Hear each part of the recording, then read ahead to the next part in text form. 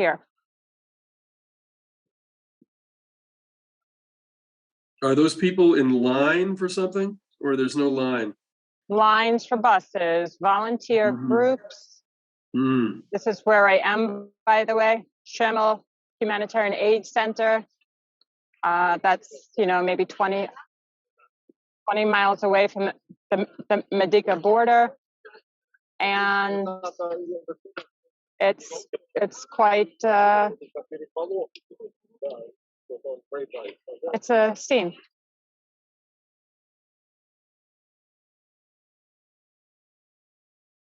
Hi, and welcome to Conversations with B'nai Brith International. I'm CEO Dan Mariaschin. Thanks for spending some time with us today. In this timely interview, I'll be speaking with B'nai Brith Director of Development, Andrea about our aid efforts supporting Ukrainian refugees and how we can continue providing urgently needed assistance.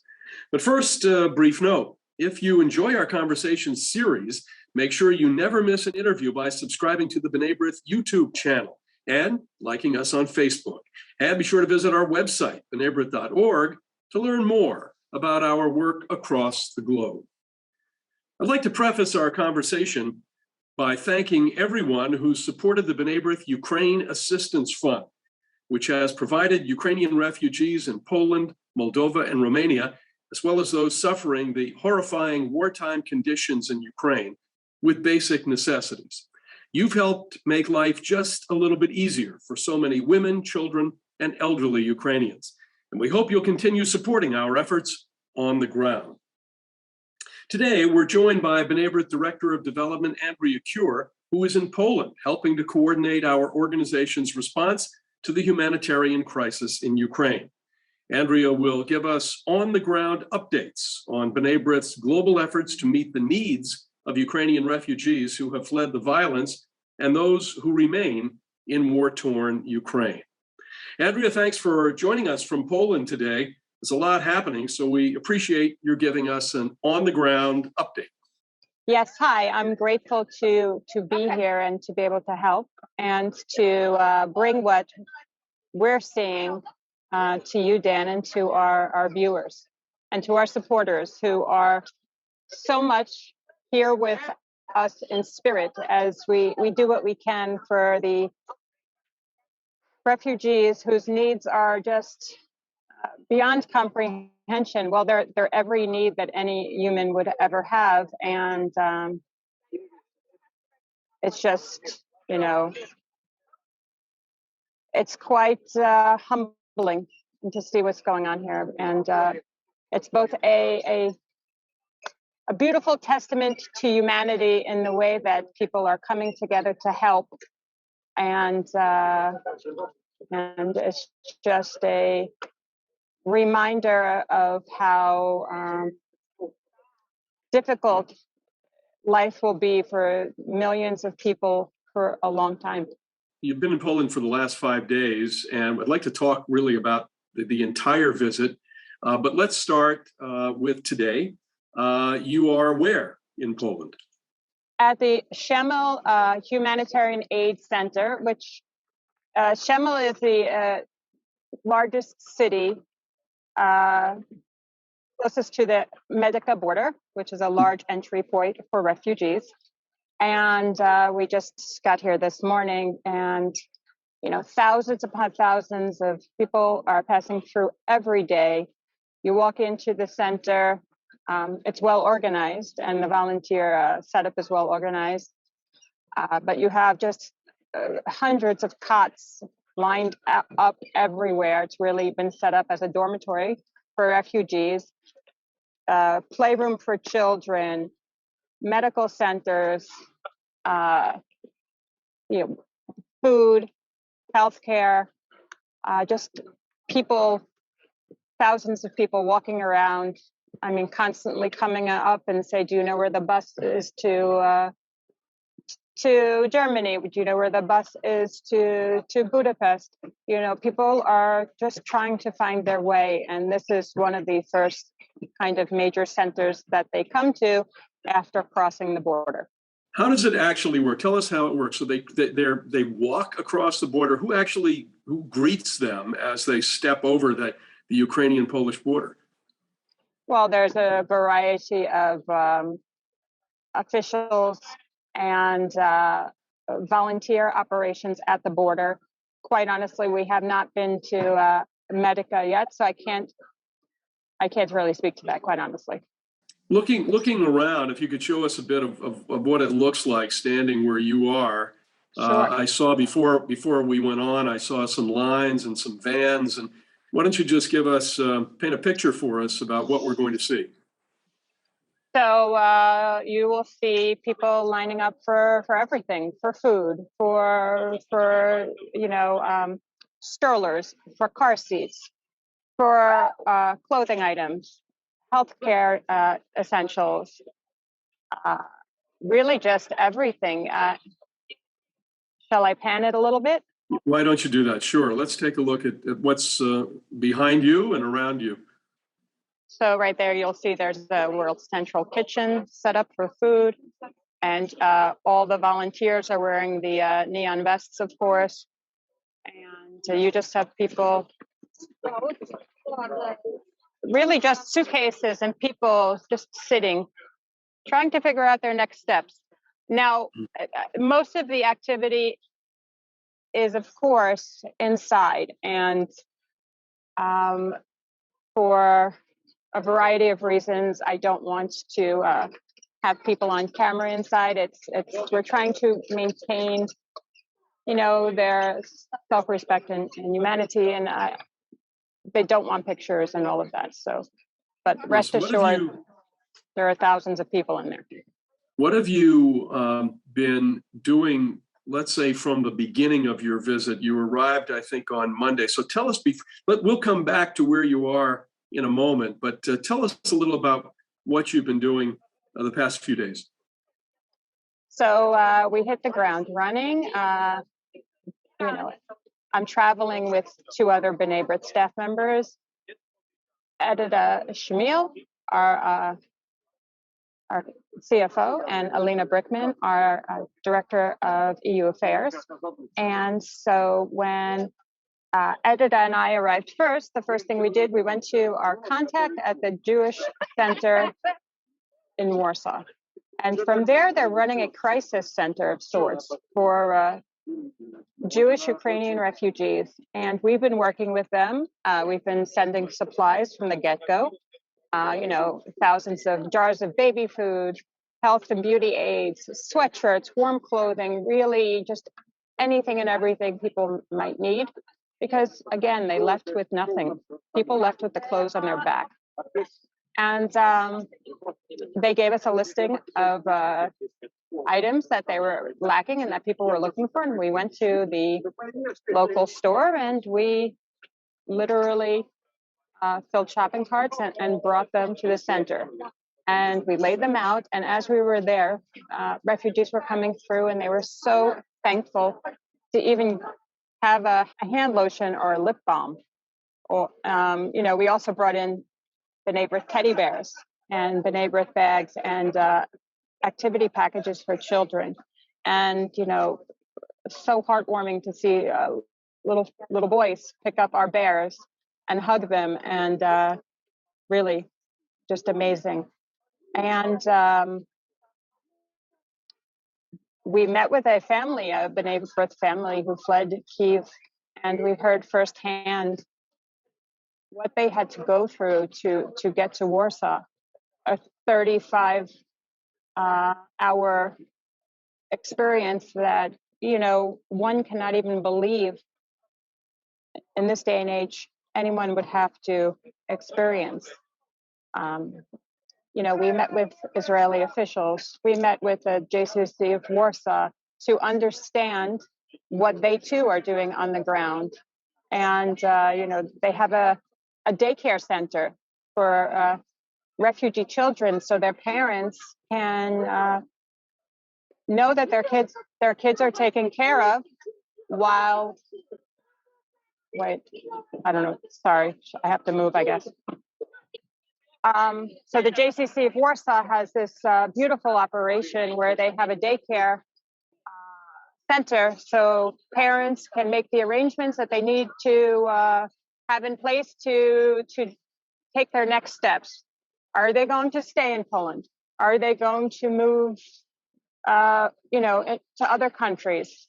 I will say that there's this tremendous desire to return to Ukraine. So many are staying close. The ones that are staying close because they want to go back. And then we came here to see what the situation is on the ground as refugees come into Poland. And it's a remarkable setup and network of NGOs and volunteers. That's really, it's, really warms your heart. I will say that the first evening when we arrived in Warsaw, we went to the train station, and that's where my heart broke. When I saw people sleeping on the floor there, when I saw children, just sitting around, their parents, their mothers, the look in their eyes, I can only imagine I can't imagine how hard it's been. And, they have, where do they go? What do we do? They have their pets with them. They're dragging bags. And at the end of the day, this is where they're living at the moment. Strollers lined up, families on the floor. It was just, one would never think that this would be going on in this day and age. Andrea, let me ask you a question. We've heard really almost from the beginning of this terrible crisis that because of the conscription of Ukrainian men ages 18 to 60, that what we're seeing in these places like where you are now, whether it's on the Polish border, the Romanian border, Slovak border, wherever it is that folks are getting out, we're seeing mothers and children and the elderly. Is that what you've encountered in all that you've seen? Yes, that's quite accurate. Yes, that's not to say that there aren't men amongst the refugees, but the overwhelming number of them that I'm seeing, elderly and children, young children, mothers. That is accurate. Let's talk about some others from B'nai Brith who are in Europe who have been helping. Tell us about Dr. Andrea Friedman, who is in Warsaw, who heads our Warsaw B'nai Brith Lodge. I know that he's been very active in gathering medical supplies to send in. Tell us about your encounters with Dr. Friedman and his work. Yes, well, and he's really pulled together an amazing effort, pallets upon pallets of medical supplies that are going via protected transport to Lviv. And B'nai Brith we were honored to be able to help in that effort. And, we met with the director of the hospital as well. And they were just so thankful.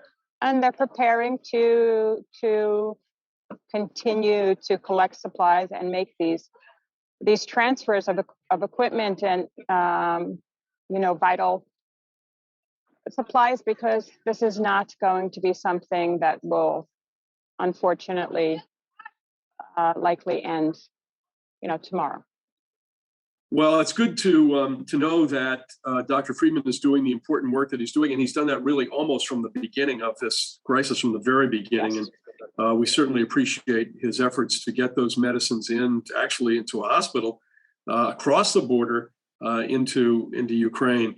I know that our B'nai Brith Lodge in Frankfurt, Germany, also has been very active in trying to gather medicines and other much needed materials, supplies into western part of Ukraine, and that effort has been successful. And I know that it's ongoing. And we've had some other efforts as well. You probably can tell us a little about our disaster relief committee, which is staffed by our colleague Rhonda Love, who's been doing some great work Yes. in terms of raising funds. Maybe you can talk about the committee and tell us a little more about how folks can support B'nai Brith Ukraine assistance. So while our campaign has been successful and we've been able to do amazing work, and as been noted previously, we're sending supplies into Ukraine via our lodge in Romania, and we're supporting efforts in Moldova. Our fund is still open, and all I can say is the needs are tremendous. And when they say this is the largest humanitarian crisis since the Second World War, it's not an exaggeration. And these millions of people will need help for a long time. And it's what B'nai Brith has always done, helped people in when they needed it most. If people want to give, what is the way to do that? They can do this online. Yes, right? They can certainly go to our website. You will see a banner there for our Ukraine Assistance Fund. Our website is www.bnaibrith.org, and it's very visible on that main page. And really, an organization that was founded almost 180 years ago to help women and children on New York's Lower East Side. It's just remarkable to be able to as a community, continue to do that 180 years later. And B'nai Brith members and supporters should be very proud that, and I will say that I truly feel it in my heart that they are here with us as we're doing what we are doing here at the center, which is, everything from stripping beds to disinfecting surfaces. We are just trying to make life a little easier for people. And, if a child can hug a B'nai Brith teddy bear and find a little comfort, we are just humbled to be able to be here. And well, before we close, let's go back to first impressions, because I think that's extremely important. And, we've been watching over these past several weeks and hearing firsthand reports like the one that we're hearing today from you. And the kind of the overwhelming feeling of urgency that people like yourself feel when they arrive in Poland, and especially as they get closer and closer to the real points of activity like you are today. So just tell us again about when you arrived in Poland. Could you sense that this is a place where 3 million people either are right now or are making their way through to other destinations? So, Poland's a big country. And so when I arrived into Warsaw, I didn't necessarily see activity in the airport, but when I went into the train station, and number one, I saw the tremendous volunteer presence, the young volunteer presence. It was really amazing. And then as you really walk around the train station, these are not people who are there waiting to take the train. These are people who are living there at the moment. And then, you continue to explore outside, and you see there's very large kitchen setups and other aid tents and kiosks. And then that's where you start to understand that this is big. And the Polish people are so much supporting Ukraine refugees with their heart and their souls. I mean, the way I saw them come together as volunteers and really step up, it's really beautiful. And then, Warsaw in official meeting capacities. Yes, when we were at the Israeli embassy yesterday, there were refugees trying to make arrangements at the gate, perhaps to gain entry to Israel. Yes, you see it in pockets. But certainly when you come up here, which is very close to their point of entry, and this is where they have large-scale centers housing thousands of refugees, and I'm sure there certainly are across the country. You see just how tremendous, again, the needs are. Did you did meet with folks at the Israeli embassy, and we know that there are, of course, many refugees that are headed to Israel, and I'm not sure how long you've been at this particular point, but I'm sure you'll encounter folks from the Jewish Agency as well who are going to do all they can to assist those who wish to go to Israel to do so. That's certainly the case. And I am, when we were walking around to go buy cleaning supplies, because, this is very hands-on for what we're doing here. I'd see a Star of David. I'd show them, we're from B'nai Brith, and right away it's like finding family. And there's Hadassah is here, the Jewish Agency, JDC, Israeli volunteers. It's just, but aside from that, the first person who spoke to us when we came here was a volunteer named Jorge from Mexico City who pointed us in the right direction. This is truly an international volunteer response that really, beyond words, proud to be a part of it.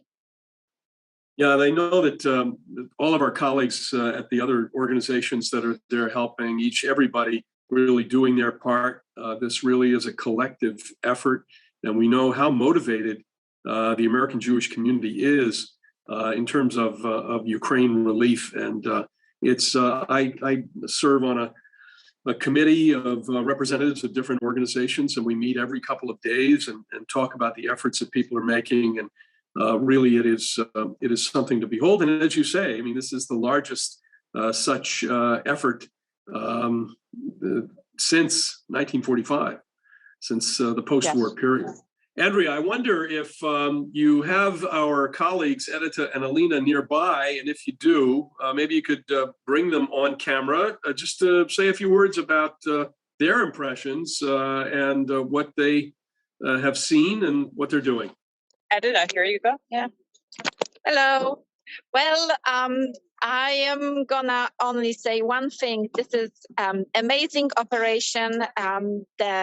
All people who are actually volunteering, and we met so many people from different countries. I made friends with people from Salt Lake City, Utah, purchasing half of the supermarket with the items necessary for the refugees. So it's really remarkable that so many people can come and help. Well, Edita, thank you for all you've done this past week and for really being an inspiration to us to move our campaign forward. And thank you also for all your translation services, because you are a Polish native, and language is absolutely essential when working in a situation like this. So we thank you for everything. Actually, I can help with my rusty Russian as well. So it's great, and I'm very glad that I had the opportunity actually to come and have my 5 cents here. Well, now that's I'm great. Turn it over to Alina. Now, yes. Alina is a native of a neighboring country as well, even though she works in Brussels and she heads our European Union office. She is a native of Romania and actually had worked for some days over on the Romanian side of the border. Alina, tell us a little about what you've seen and what you've heard these past few days. Yeah, thank you, Dan. I think what Edita was saying about the amount of goodwill has been indeed very impressive, and there is indeed quite an operation here. But I think as we take stock of all the good that we're seeing, I just hope we don't lose sight of just the magnitude of the humanitarian crisis here. It's an enormous operation. The amount of people being housed into what is essentially an enormous warehouse is really, really impressive and shocking at the same time. Trying to make a system of what is essentially an enormous hall is, incredibly difficult. And what I've been most impressed by is just the calm and strength that you can see on everyone's face, the way that everyone is sort of holding it together because they know that they have to, and just looking for the next bit of information that they need in a very organized way, just trying to make things work, holding it together for the little kids that they're here with, for their very stressed pets, and all that. And it's really inspiring to see the strength of everyone we're encountering. Well, thank you. Thank all to the three of you. Thank you all for all you're doing. And really, we're very proud of our effort, and I think that you're taking the time to go out, to be there at this moment in history, at this point in history, to help these folks is really commendable and beyond. So we thank you for that. It's a privilege to be here. Well, Andrea, Yes. thank you. Thank you so much for being here, for being there, giving us a clear picture of B'nai Brith's aid efforts on Ukraine's doorstep. Thank our colleagues too for us, Edita Shemiel and Alina Brickman, who have taken time off from work, as you have, to go out to the border, to go out to Poland, and to work for and with the refugees. And we appreciate everything you do and are doing to coordinate our response to this humanitarian catastrophe. So please stay safe. Thank you so much. And I will speak on Edita and Alina's behalf when I say we really are honored to be here and to be able to make, like I said, some sort of hopefully positive difference in the lives of people who really need it. So thank you. Well, a huge thank you again to Andrea Cure for joining us and for leading our Ukraine aid campaign. And thank you for tuning into this conversation with B'nai Brith. Remember, to donate to B'nai Brith's Ukraine Assistance Fund, head to the bnaibrith.org website /Ukraine. If you enjoyed this interview, make sure you catch all of our programs by subscribing to the B'nai Brith YouTube channel and liking us on Facebook. For my guest, Andrea Cure, I'm Dan Mariaschin. Join us again soon.